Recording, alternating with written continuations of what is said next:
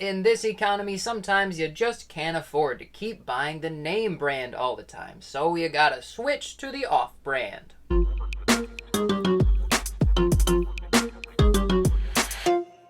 Howdy, I'm Kurt Williams, and today we're talking about issue 1 of The Power Fantasy by Kieron Gillen and Caspar Wijngaard. Maybe I'm pronouncing it right, I don't know. Kieron Gillen has done a lot of work on X-Men, most recently with the Sins of Sinister event and the Immortal X-Men title that started and ran through it and then continued afterwards. But the problem with working on a franchise like X-Men is that when you're done, you have to put all the pieces back where you found them so the next writer can do whatever they want to the characters. We no longer live in an era where somebody like Chris Claremont can come along and take over a franchise and then run it for like 12 years and do whatever he wants and have however long of a story arc he feels like. Readers' attention spans are shorter now, so the characters don't get that super long development anymore. So, very similar to how Alan Moore wanted to take pre-existing characters and do things to them with Watchmen, and DC said no, Kieron Gillen wants to do things to the X-Men that he was told he couldn't do, so now we have this. And it is pretty good. I like Kieron Gillen quite a bit, but I will say that I'm kinda confused. Especially the first time I read the issue, because it references a lot of events that we didn't see happen, and they also aren't mysterious enough for us to think that we might learn about them later.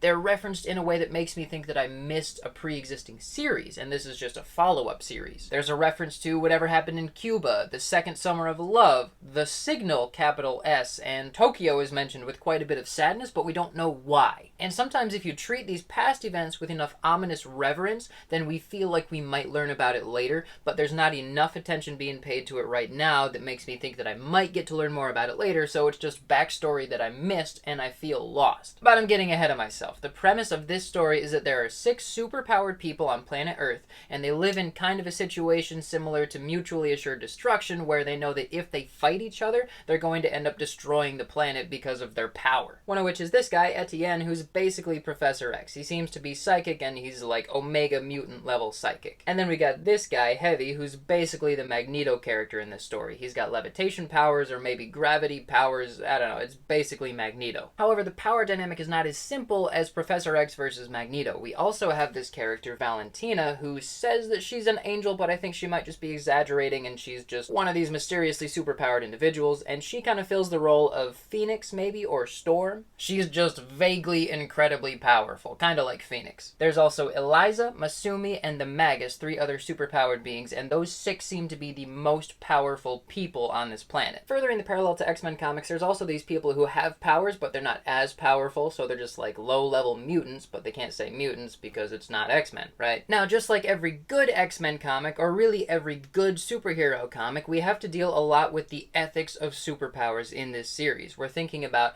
if we're super powerful and we could end the Earth just because we exist, wouldn't it be ethical for us to just not be here? Or would it be more ethical for us to stick around and make sure somebody else doesn't show up who's worse than us? But if they did show up and then we had to fight them, would we kill everybody anyway? It's a whole confusing thing, and it's honestly really fun to see Etienne thinking about these things and pissing everybody off with his overly pragmatic way of looking at ethics. But it gets really interesting when the humans try to kill Heavy and then Etienne has to step in before Heavy literally hurls Manhattan into space. In the X-Men, you would have a strike team of like Wolverine, Cyclops, Rogue, Gambit, Beast, maybe Magic, and they'd go in there and they'd fight Magneto and try to get him to leave the poor humans alone. But in the Power Fantasy, Etienne has a very different approach where he just does whatever he has to make Heavy happy so that they don't have to go to war with each other and consequently destroy the planet. So we're looking at superpowered characters through the lens of realism, a little bit of pragmatism, and a little bit of cynicism, which is usually the perfect formula for deconstructivist comics, right? But Gillen has always been good at walking that line between really good, realistic superhero comics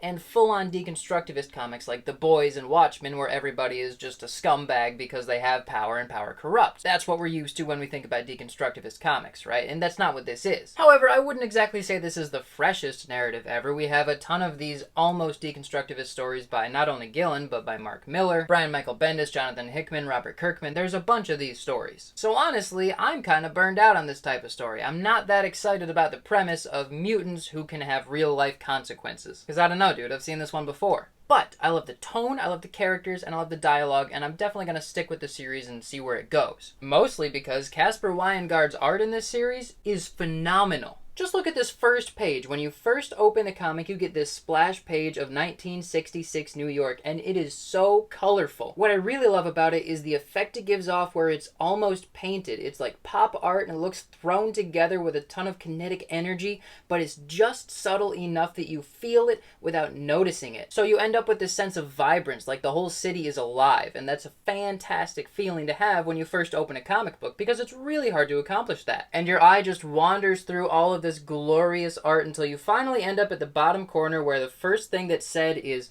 of course, the ethical thing to do is take over the world. Which, let me tell you, I almost just didn't bother reading the comic and made a review about just that first page because it was so good. That's like the best first page of a comic I've read in years. And then the next few pages were very confusing because I don't know who these people are, I don't know what relationship they have, I don't know how they got their powers, I don't know why they even care about each other, why they're talking to each other, what they want, I don't know what they've done, I don't know what they're capable of doing, I don't understand how their powers work, it's all just very vague. But then we skip ahead to 1999, and man, look at this art. Just this establishing shot of the cafe that they're hanging out at. Wow, that is a gorgeous establishing shot. And then this panel is just mind-blowing. Look at the composition here, the presence that this floating island has coming up on Manhattan. You can see the flock of birds in there, so we get a sense of the scale. You can see all the detail, but it still just feels so huge. But it's not just the big stuff that's good. This expression here is also really good. You got a lot of subtle emotions on that face.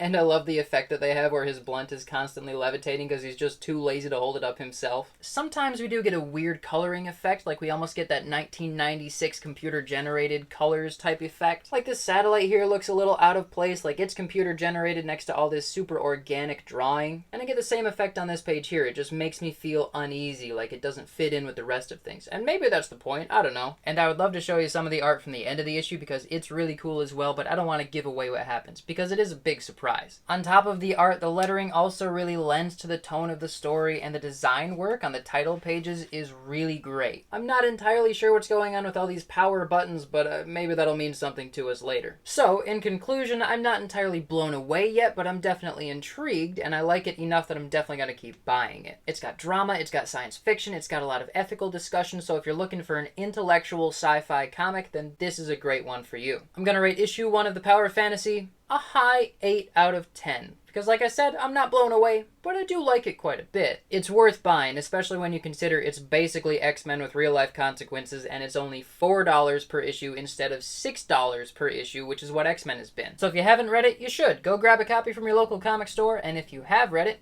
what do you think?